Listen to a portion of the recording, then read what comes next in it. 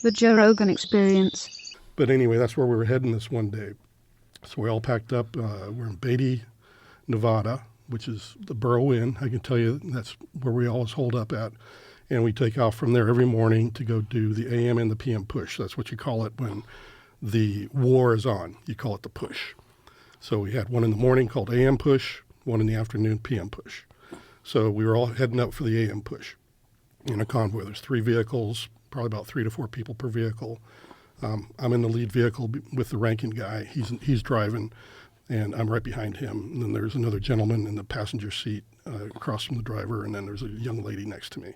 And we're all going up. And the ranking guy had been there the week before, and he had seen the craft fly by, because that one's out there on the internet. You can pull down the video. There's a report that goes along with it. There's a video that we can watch right now? Right now, yeah. What would he search? Search for, let me think, Nellis Test Range UFO 1994. Dun, dun, dun. Who filmed this? This was filmed by the operators on the range, because we're putting these pilots in a risky situation by playing war with them, but we're training them. So if there is any kind of a mishap or a pilot or plane goes down, everything needs to be recorded. So this is it right here? Yes. So this video is being taken by one of these cameras that's up on the range.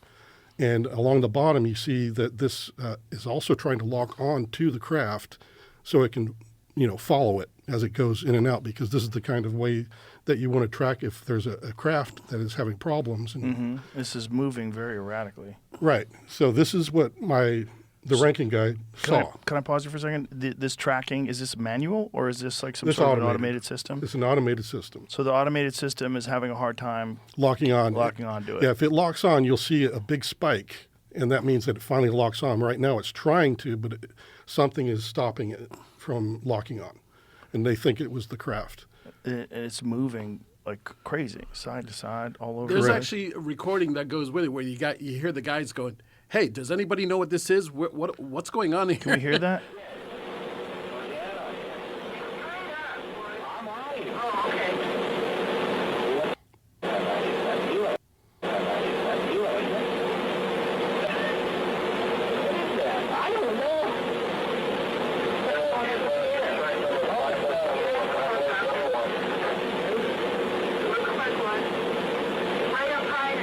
Okay, the sound is terrible. Yeah. They need better mics. Honestly, that's the way it sounds when you're working up there. But anyway, I'm sure. But he's saying, what is that? I don't know. We're having a hard time locking onto it. Right. This is the video operator. So the following week after this happens, this video is taken, the ranking guy who had been there the week before and saw this thing flying, he takes us in this, when you go on the range through this one gate here, it goes up a little ways, and then there's a cantonment area. It's got a very small place where you can change your tires, get gas, just minor maintenance to get your butt home if you have a car that's busted. And then in the back of that cantonment area, there's 2 huts that look like campers, really, glorified campers. So the video operators are in the one that's off to the northeast of the cantonment, and in the very corner of it. And the ranking guy just says, we all have to go in here. We're going to go talk to the video operators. We have to do this.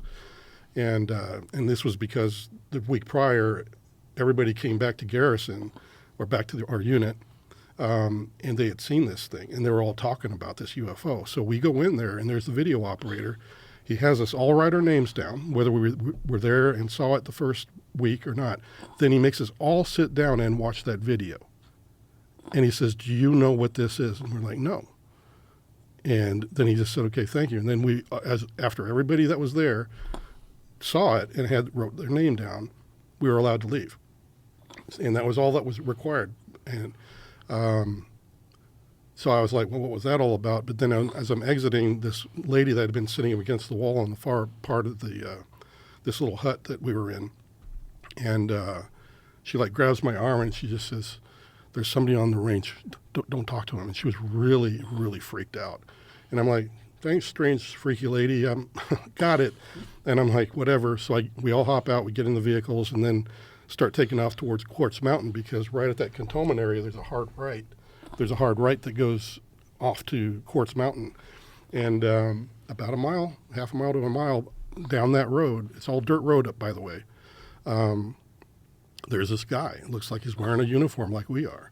He got battle dress uniform on. So he sees us, and he starts to look like he's running, and he's got this really weird run, like his arms are kind of flailing behind him. It's like he was running against the hurricane wind, and it was like he was going to fall over at any time.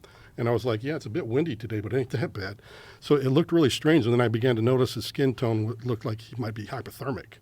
And I'm thinking, oh, crap, this dude's been out here. It's freaking freezing out here, because it was a very cold day, and the wind was blowing. It was, those cold days where it didn't matter how many layers you had on. And so as we're getting closer, I'm talking to the ranking guy. Hey, we need to slow down. So anyway, I'm thinking this guy's probably in big trouble. I need to pull off my jacket. I need to give him something to get warm real quick. So I'm starting to do that, and we're approaching, and by the time I get my jacket most of the way off, he's right there at the corner of the front of the car. And So he looks pale? Is that what you're saying? He looked like an albino with a very bluish kind of undertone. If you could imagine, So you're assuming you're immediately associating that with he's freezing. Yeah, because that's all I could equate it to. Right. And then as I'm starting to open my door to try to administer aid to this guy, the dude in the front passenger seat screams he's got no ears. And I thought that was pretty rude, because I was like, the guy's in trouble. Does he have a hat on? He's got a hat on, and he's got BDUs that look absolutely clean, pristine. And when you're uprange, you do not wear your cleanest uniform. You're in a dirty environment.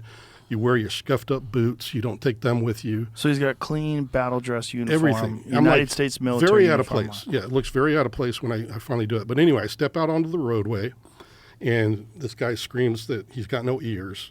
And I just thinking it's really rude. And then I close the door, and I look up, and he's got no freaking ears. And his eyes are twice as big. And I'm like, yeah, what the hell did I just walk into? This guy's not from around How here. far away from him are you?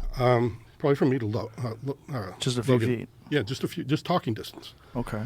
And I'm starting to freak out, but then he starts to talk to me, and it's not my language, but it's coming to the understanding is like coming into my mind about every word he's saying. So he's actually saying words. He's saying words, but it doesn't sound like anything I've heard before. But you're understanding what he's saying. But I'm understanding. So I know there's a telepathic thing going on here, and it calms me down at the same time, because I'm having to respond to him. And he's like, hello, I'm having trouble with my craft. I need some repair material. Do you know where I could find some tritium? And this is what he's talking to me about. And I'm like, you mean titanium? Because I didn't know anything about tritium at the time. But titanium, he's like, no, it's not it. And I'm like, well, at this point in my career, I had just left the program. So I knew where Dreamland was, and I pointed to the mountain range, because you can see for days in the desert. But I pointed towards the mountain range, and I said, Dreamland's just over there. And this wave of emotion hit me like disgust, like I am not going to talk to those barbarians and murderers. Wow, so he was saying that to you, his reaction to going to the military base was... Exactly, yeah. He did not like it. He said, I am not going to talk to those people. And then I was like, well, shoot. And it was barbarians and murderers? He literally, that was what he called them, yes. And mentally, that's what it was. But the emotion... Tritium, is this a real thing? Well, that's what... I've had a lot of friends. There's analysts also that were on the top secret network that were trying to help me understand what material... We were throwing everything at him. We're like, is it this? Is it this? And he's and then like, finally, no. That's the one. When they hit tritium, I was like, that's what it was. That's what he said. What is tritium? It's a type of... well, can he bring it up on the... Yeah, sure. Yeah, because it should pop up on Wikipedia pretty quick. But it has some properties that probably would work. But are you saying tritium? Yeah, tritium is... that's the stuff that's in Loom. Like in your watch, when your watch glows, that's they make those where they're basically like radioactive isotopes that stay lit. So like if you get like a Marathon watch, Marathon makes military watches, and it doesn't need like this watch. You need the light and the light charges the loom, and then when it's dark out, you could read the hands for like a few It's hours. the thing that they used to put on the end of the guns, right? Exactly, they still do. A lot, like SIG has them Now, on look their up guns. tritium also. Put an Tritium end in is there. just a lot. I did that. That's not giving me much. So tritium, chunky glow in the dark glitter. Yeah, What is that? these are all these are game websites. Oh, I see. I don't know. I'm Okay, trying so to it's find- tritium, then I may be mispronouncing But it. tritium that's that radioactive isotope. Mm-hmm. That's the stuff that emits light. Yep. So it emits a weak form of radiation. Yes. A rare radioactive isotope of hydrogen with a half-life of 12.3 years. Mm-hmm. Okay. So this is what he's asking me for. So he's asking you for that stuff? Tritium? Yep. And I'm like, I don't know where to get. Oh, look at that. It's used in boosted fission weapons and thermonuclear weapons. Oh, great. That sounds reassuring, right? I wonder what the fuck it's doing on your wrist. Is there anybody... This is what the best image that we have of what he could have looked like. Oh, boy. Can you send that to Jamie? Yeah, I don't know Jamie's number, but we'll find a way to. Yeah. Yeah. Is that an If I iPhone? had, Yeah, if I this had is my an phone, I would, but it's AirDrop out it to there, me. I think. Yeah, airdrop it to Jamie. Do you know how to do that? There was How that dare one. you not know how to do Oh, that? and there's a Your three-dimensional. guy works with UFOs. You better know how to do that. Well, there's a three-dimensional image of the craft as well that is really spot on from what I saw that day. Yeah. Because not only did I see this guy running towards us and talking to him, but off the shoulder on the north side of the roadway, that's where the craft was just resting on the desert floor. And I got a really good look at it at that point. And this guy did a 3D rendering of the description, and it's spot on as I've ever seen. It's almost perfect. So he asks you for tritium. You tell him this is what it looked like. This is what the guy looked like. Pretty close to it. Yo. The nose was a little bit rounder on the end, but that was a really good rendition. But yeah, his eyes almost came out to here on the temple. Wow. And that would freak me out. It freaked me out. I mean, honestly, I'm not an easy guy to get freaked out, but that really put that like you just saw an alligator pop up out of the water kind of thing. Right. So when you tell him go to Dreamland, it says I'm not going to go where those murderers and barbarians are, and then what happens? And he said no. So I was like, well, where else can I possibly point him to? Because I'm like, I don't know any metallurgists or whatever. So I'm thinking to myself, and I relayed to him. I said, well, I'm taking college classes down in the city of Vegas, Las Vegas, at the community college. But I have a geophysical professor that I'm taking a class from. Maybe he has a metallurgist friend, and he's like, So you're thinking at this time though it's a metal, I am, yes, right? Because you're thinking it's some kind of like titanium, some type of right. And there's also when This is the 3D image of what the craft looks that like? is almost as spot on as I've ever seen. That is about it right there. That's almost exactly what I saw resting on the desert floor. And so you're trying to find different people that you can connect this being to. Yeah.